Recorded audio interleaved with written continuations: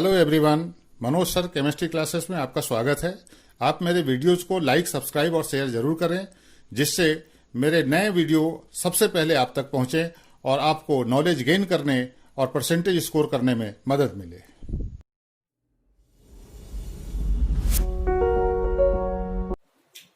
Hello everyone, आज हम लोग क्रिस्टलों में बिंदु दोष देखेंगे, पॉइंट डिफेक्ट। क्या है ये बिंदु दोष?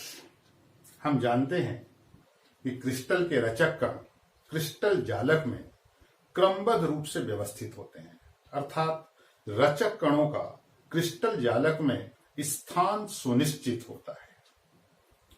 अब यदि किसी कारण से क्रिस्टल के रचक कण अपने यथा स्थान से विचलित हो जाए, यथा स्थान से हट जाए, तो क्रिस्टल दोष युक्त हो जाता है। तो हम कह सकते हैं क्रिस्टल के रचक कणों की क्रमबद्ध व्यवस्था में किसी भी प्रकार का विचलन बिंदु दोष कहलाता है। बिंदु दोष सामान्यतः आयनिक क्रिस्टलों में पाया जाता है। परम शून्य ताप -273 डिग्री सेल्सियस ताप पर क्रिस्टलों में किसी प्रकार का कोई दोष नहीं पाया जाता है, लेकिन जैसे जैसे ताप की परिस्थितियां बदलती हैं, ताप में वृद्धि होती है, क्रिस्टल में दोष उत्पन्न होने लगता है। बिंदु दोष 3 प्रकार के हो सकते हैं। रस समीकरण मितीय दोष, इसको हम कहते हैं स्टाइकियोमेट्रिक डिफेक्ट। अरस समीकरण मितीय दोष, नॉन स्टाइकियोमेट्रिक डिफेक्ट्स।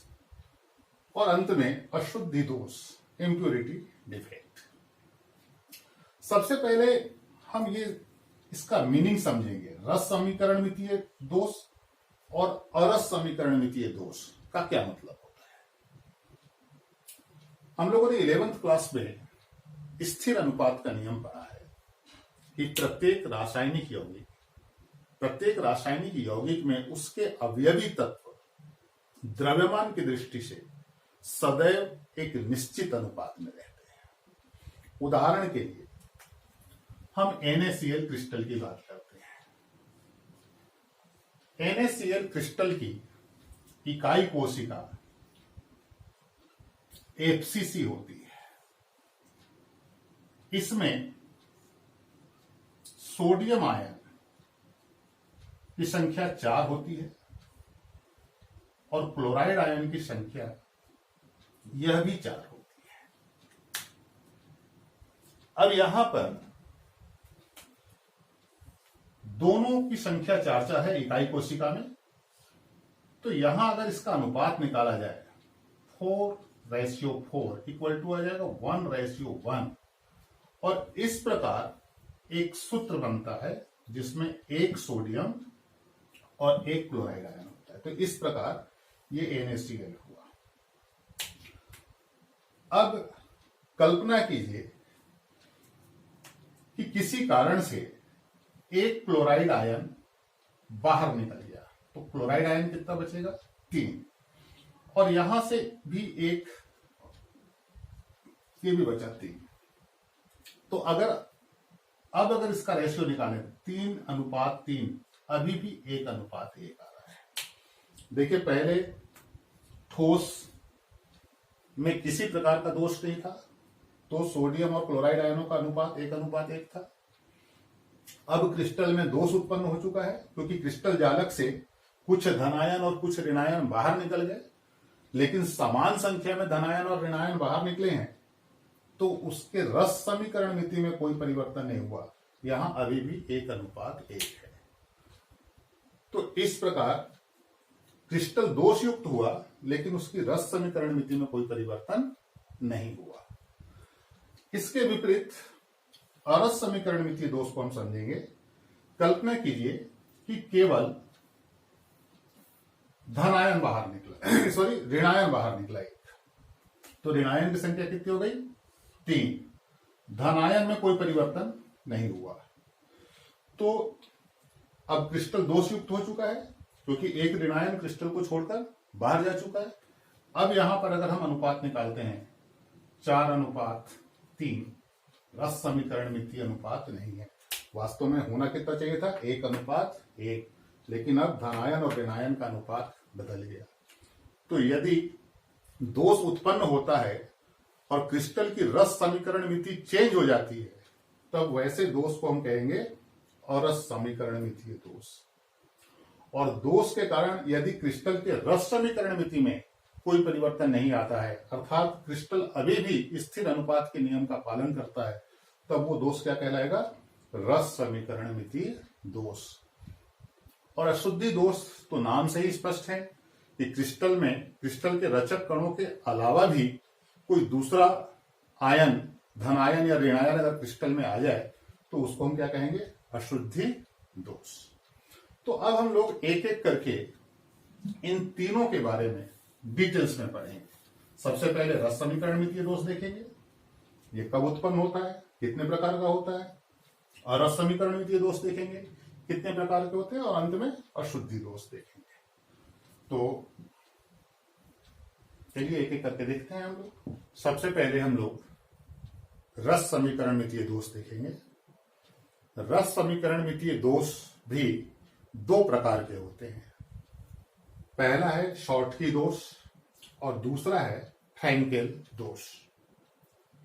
तो सबसे पहले शॉर्टकी दोष। शॉर्टकी दोष में कुछ धनायन और उतनी ही संख्या में ऋणायन क्रिस्टल जालक को छोड़कर बाहर चले जाते हैं। जैसे इस फिगर के द्वारा हम समझ सकते हैं, हमने एक क्रिस्टल जालक में धनायनों और ऋणायनों की क्रमबद्ध व्यवस्था को प्रदर्शित किया है।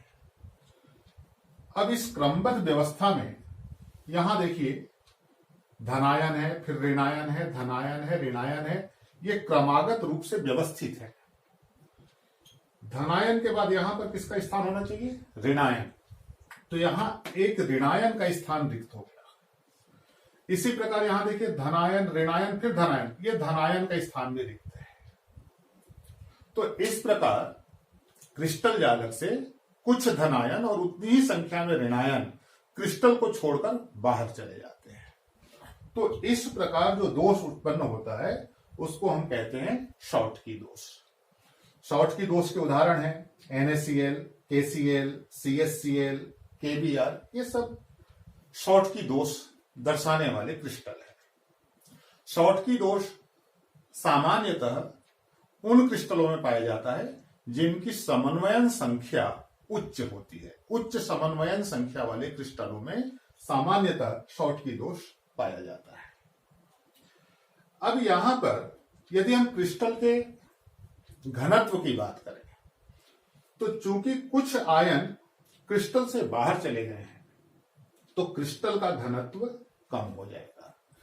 यह प्रश्न MP बोर्ड में अनेकों बार पूछा गया है, कभी खाली स्थान के रूप में तो सही विकल्प के रूप में।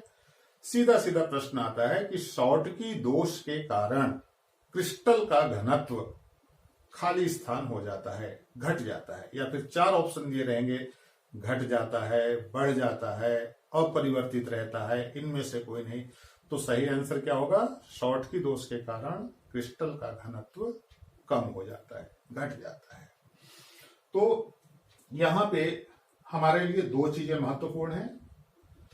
एक तो शॉर्टकी दोष में क्रिस्टल का घनत्व कम हो जाता है, और दूसरा यह दोष उच्च समन्वयन संख्या वाले क्रिस्टलों में पाया जाता है। जैसे यहां हमने उदाहरण देखा है, क्षार धातुओं के हैलाइड हैं इसके उदाहरण। अब हम देखेंगे फ्रैंकेल दोष।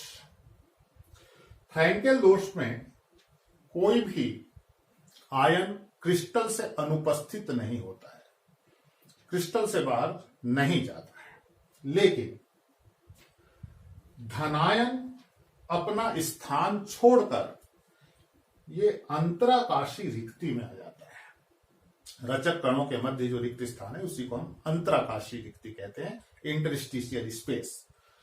तो कोई भी आयन क्रिस्टल के बाहर नहीं गया है, लेकिन कुछ धनायन अपना जालक स्थान छोड़कर अंतराकाशी रिक्ति में आ जाते हैं। तो इस प्रकार जब जालक स्थान से विचलित हो गया आयन, तो इसको भी हम दोष कहेंगे। तो यहां पे हमने प्रदर्शित किया है कि धनायन यहां होना चाहिए था, वो कहां आ गया, अंतराकाशी रिक्ति में। तो इस प्रकार के दोष को हम फ्रैंकेल दोष कहते हैं।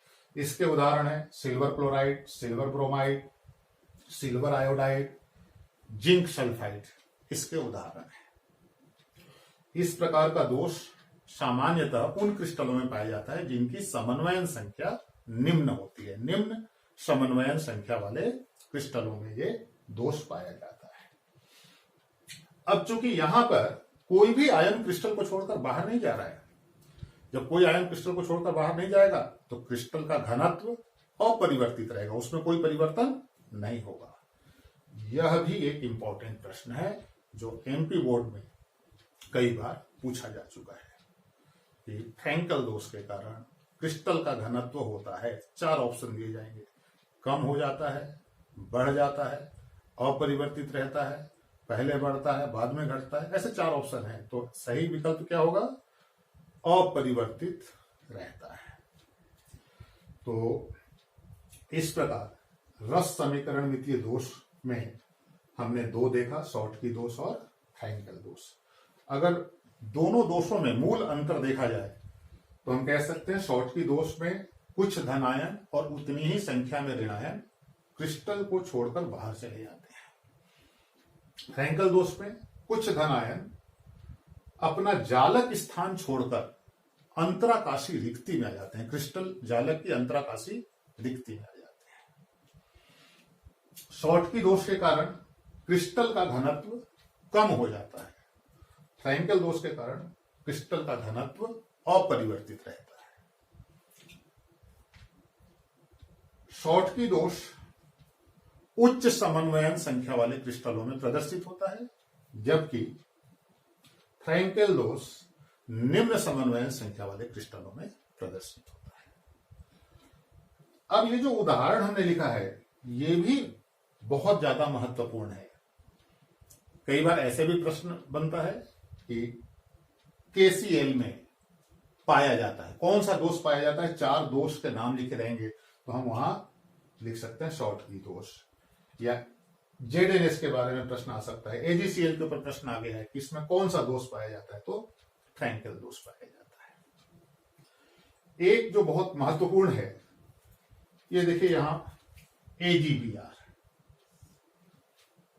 AgBr ऐसा क्रिस्टल है जिसमें फ्रैंकल दोष तो पाया ही जाता है, शॉर्टकी दोष भी संभव है। तो यदि आपसे प्रश्न पूछा जाए कि क्रिस्टल जिसपे फ्रैंकल और शॉर्टकी दोनों दोष पाया जाता है तो आंसर क्या हो जाएगा, सिल्वर ब्रोमाइड। तो मैंने पहले भी आपको बताया है कि बिंदु दोष बहुत ज्यादा महत्वपूर्ण है, इसमें से प्रश्न बनते ही हैं और जितने भी पॉइंट हम लोगों ने देखा ये सब इंपॉर्टेंट हैं, परीक्षा में प्रश्न के रूप में पूछे जा सकते हैं, वस्तुनिष्ठ प्रश्न के रूप में, चाहे वो रिक्त स्थान के रूप में सेट हो या फिर सही विकल्प के रूप में सेट हो। तो इस प्रकार हम लोगों ने रस समीकरण मितीय दोष देखा। अब अगले वीडियो में हम लोग अरस समीकरण मितीय दोष देखेंगे। तो आज के लिए इतना ही।